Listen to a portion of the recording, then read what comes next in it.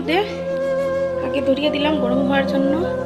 হয়ে গেছে, গরম হয়ে গেছে। এখন ফোড়ন দেবো, শুকনো লঙ্কা দেবো, তারপর কালি জিরে দিব, তারপর একটা তেজপাতা দেবো।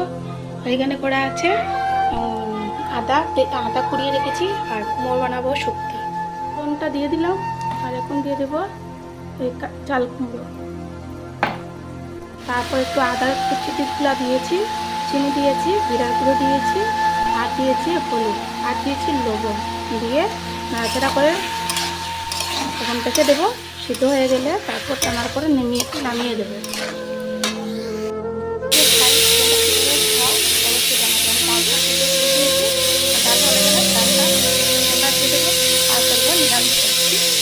আর কাপড় ভাজা করবো, আর পারবো না, ঠাকুরটিটা শিখলাম, ঠাকুরের প্রসাদ খাচ্ছি।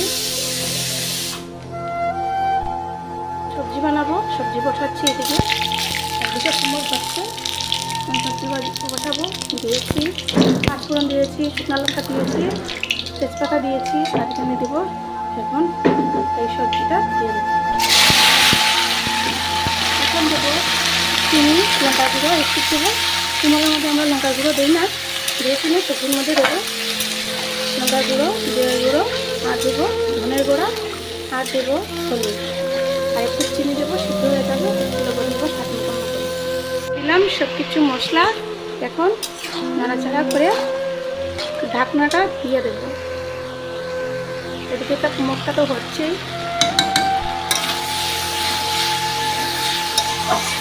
যতখানি জলটা শুকিয়ে গেছে না, ততখানি করব। কুমড়টা শুকিয়ে গেলে নামিয়ে দেবো।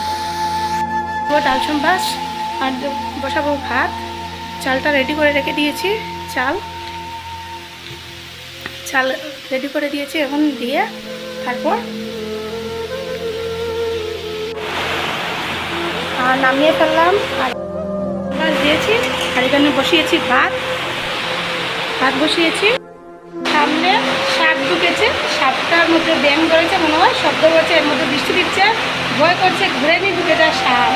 ঘরে ঢুকলে কী করবো, আর উপায় নেই সব কিছু। আর এখন ডাল আছে, কুমড়ো আছে, নিরামিষ সবজি আছে, পাঁপড় ভাজা আছে, সঙ্গে আছে লেবু। আর এখন বাচ্চাদেরকে খাওয়া দেবো।